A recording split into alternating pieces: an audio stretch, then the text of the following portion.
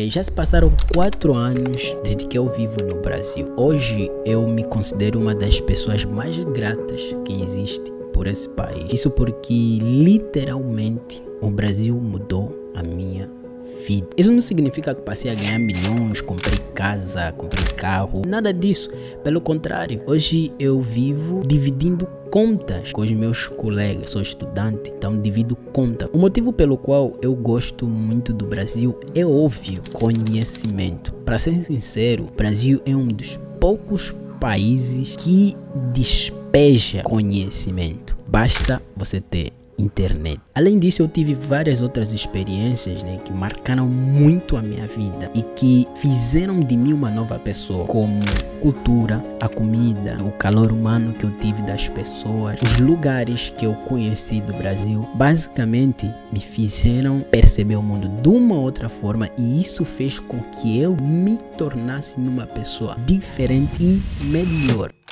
Bom, é claro que muita gente vai discordar com muita coisa que eu vou falar aqui, e é normal, tá certo também, porque você tem a tua visão, tuas experiências sobre o Brasil, eu tenho minha visão e minhas experiências sobre o Brasil. Então, é normal que você discorde do que eu vou falar aqui, mas é isso. Vamos para o primeiro ponto, que é conhecimento. Eu era uma pessoa que tinha crenças que limitavam as minhas ambições. Eu nunca consegui me ver ter mais do que o básico. Só que depois de um tempo eu percebi que isso era falta de conhecimento, não falta de capacidade de chegar em lugares altos. Eu vivo no interior e das casas que eu fui e entrei, eu percebi que todos, literalmente todos, tinham internet. Só que é exatamente a internet que democratiza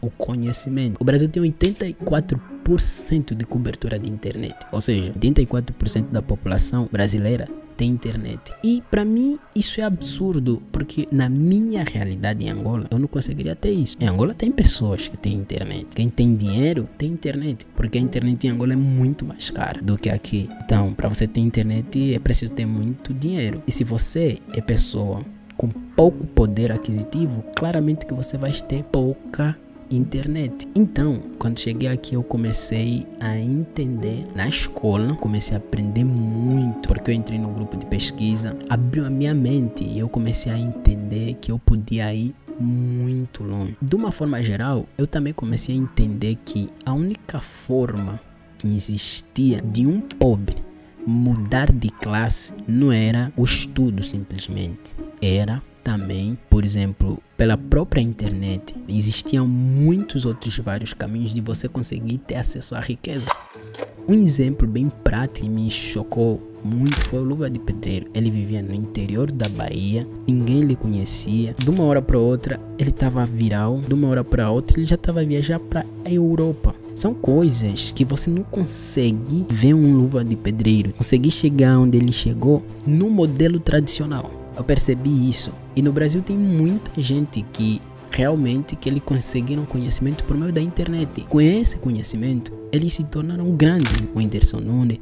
É claro que eu não vou ser tipo o Whindersson Nunes ou talvez o Luva de Pedreiro ganhar tanto dinheiro como eles. Mas eu acho que isso me abriu a possibilidade de eu entender que se eu não conseguir pela escola, eu vou conseguir por um outro caminho. Eu percebi isso. E talvez isso me libertou. Daí o ditado, o conhecimento liberta. E além do conhecimento libertar, conhecimento dá poder. Ou seja, você pode mudar de classe. Então, se você tem pouco conhecimento, você não tem essa possibilidade.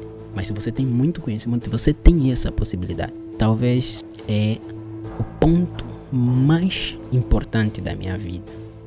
Eu comecei a perceber que o lugar onde eu nasci não me limita a continuar a ser o que os meus pais foram, que os meus avós foram. Eu posso ser diferente, eu posso ganhar novas coisas.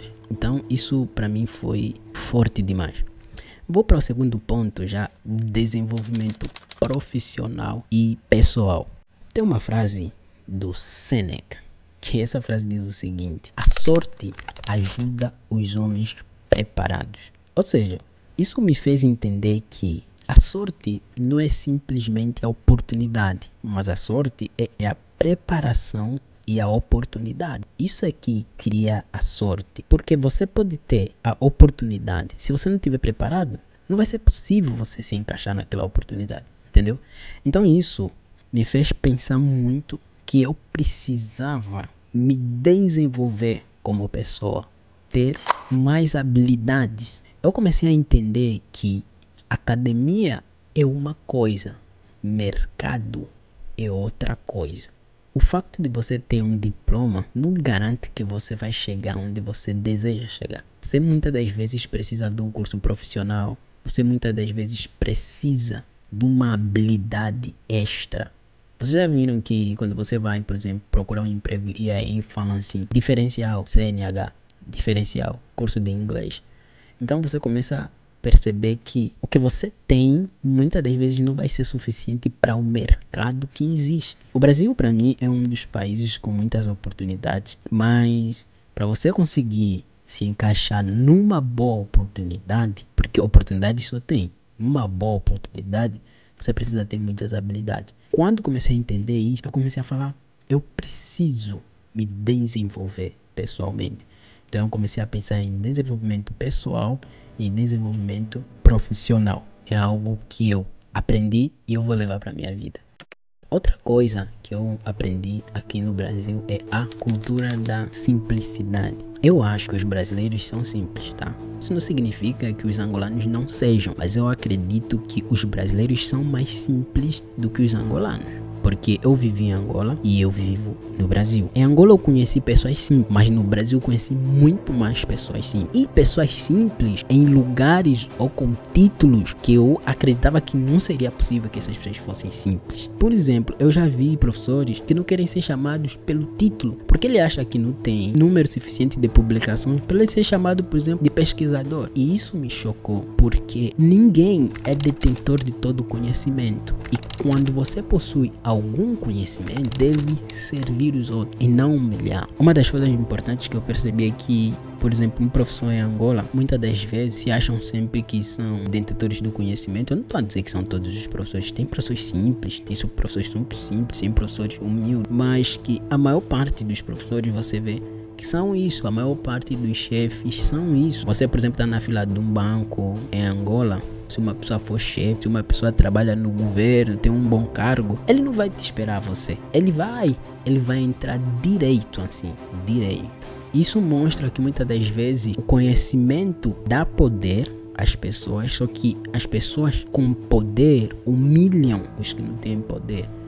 E eu acho que aqui no Brasil tem mais pessoas simples e que é algo que eu me propus a aprender mais, a tentar ser mais simples, porque eu vejo que os brasileiros são simples em tudo, mano. Já viste um homem brasileiro a sair com a sua namorada? Ele só mete uma camisa de time, um boné como esse daqui. E tá aí, mano. Simples.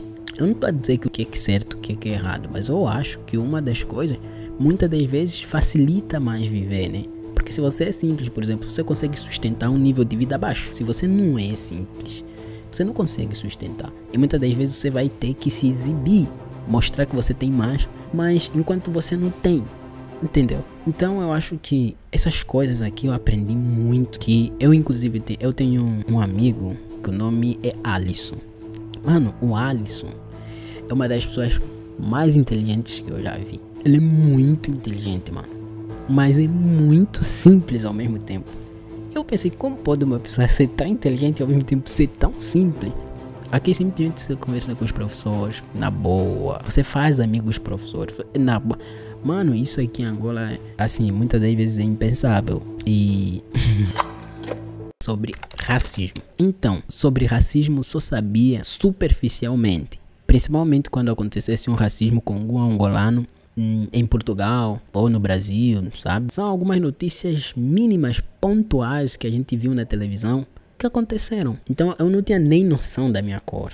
Tipo, eu andava e sentia que, tipo, todo mundo é assim, entendeu? Se você tá em Angola, você não tem muito essa questão de, eu sou preto, porque não existe na teoria diferença, apesar de que na prática existe, né? Não existe, porque você vai encontrar brancos lá. Não existe. Então, todos são iguais. Então você se porta de uma forma. Só que a partir do momento que eu cheguei aqui, eu entendi que não era assim. Porque o debate sobre essas coisas de colonialismo, racismo, em Angola, ela tá na academia. No Brasil, está na rua. Mano, você vê pessoas discutir sobre racismo em qualquer lugar. No shopping, na escola, na rua mesmo, sabe? No parque. Em qualquer lugar que você ir, você pode ver uma discussão sobre racismo. Então você acaba aprendendo muito sobre aquele assunto. Até porque eu também sou preto. Eu já tive algumas experiências não muito boas de racismo aqui. É mais principalmente estrutural, não muito frontal, assim, aqueles duros, assim, bem direito. Nunca tive um direito, né? Durante esses 4 anos, graças a Deus. Mas, como eu sou angolano, parece que não é muito, a gente não liga muito, né? Por causa dessa questão que eu já falei, a gente não tinha muito contato com esse tipo de consciência negra, né? Porque nossos livros, por exemplo, eles são escritos em Portugal, se vocês não sabem. Tanto é que você, quando lê, por exemplo, História do Colonialismo, você vê os negros a serem escravizados. Naqueles livros você não sente muito. Quando você aprende sobre escravatura em Angola, você não meio que é light. Foi uma coisinha que aconteceu. Então quando você aprende aqui no Brasil, você fica revoltado com Portugal, mano. Você fica revoltado. Então é uma diferença que eu vi muito grande, né? Meio que em Angola é uma coisa que tá se apagada. Só que no Brasil não existe esse apagamento e existe esse debate a todo momento.